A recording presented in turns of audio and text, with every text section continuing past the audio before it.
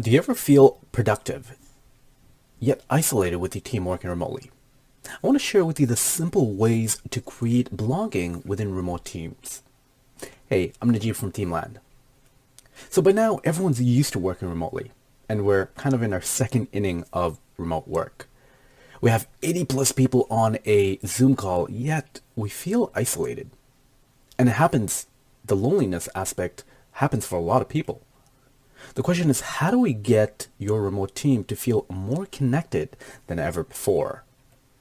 Well, right now, the reason why people are choosing remote work is they have to because of COVID. But why did people choose remote work beforehand? As someone who's worked remotely for 8+ years, some of the reasons are flexible schedule, being able to work from anywhere, no commute, spending time with family, and the ability to work from home. And because of that, our lives right now in the past year and a half got impacted because majority of the companies now want to continue a form of remote work post-pandemic. And because of that, talent as well, people want to continue a form of remote work, and a third will just flat out quit if they're forced to work remotely in the office full time. Now, working remotely leads to higher productivity and job satisfaction. I mean, it sounds good, but what are the challenges? Well, for one, the two of the biggest downsides and struggles of working remotely is collaboration and loneliness. These two encompass 40% of the challenges, not including being in a different time zone than your teammates. We're connected every minute, yet still feel isolated. We have Slack, project management tools, video conferencing tools, notifications, and yet we feel difficult to connect casually with others. Now, it's not necessarily the tech, but without the proper use of tools, we're feeling left alone.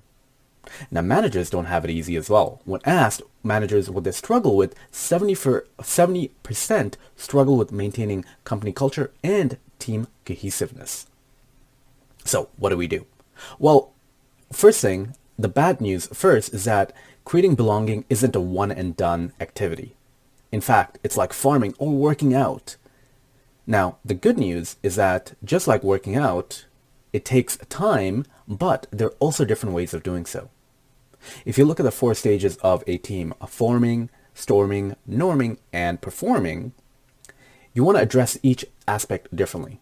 When you're starting at a company or the team is forming, you want to look at how are you onboarding everyone. Now, before it used to be, hey, we just go out for a happy hour, but now it has to be done purposefully, whether it's activity employee-led or company-led activities.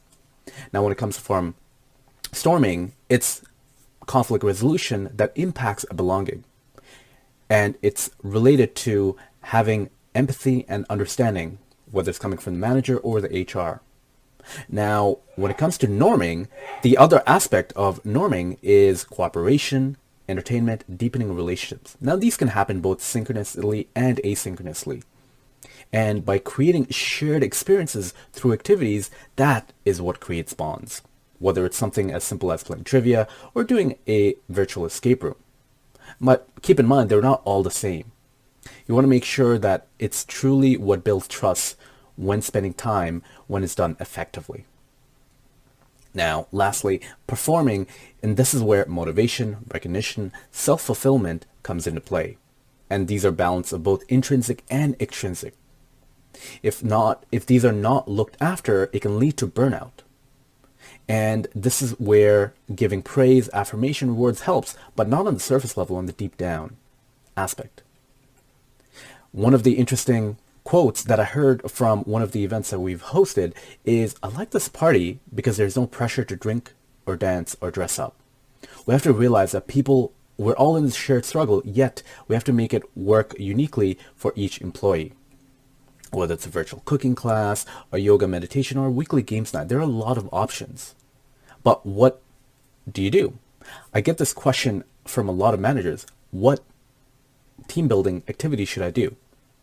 It always starts with the goal. Do you want to get to know others casually? Do you want to have cooperation, motivation, or entertainment?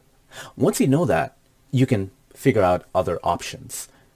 And it can take something like 5 to 10 hours a month to doing it, but doing it allows you to improve the productivity, mental health, and well-being of companies, because that's what's needed. If you want to learn some more ideas of what to do, of team building ideas, we have a simple generator on our site, Teamland. So just check out ourteamland.com. And my name is Najeeb. If you have any questions, you can reach me out on Twitter or LinkedIn anytime. Thanks for listening.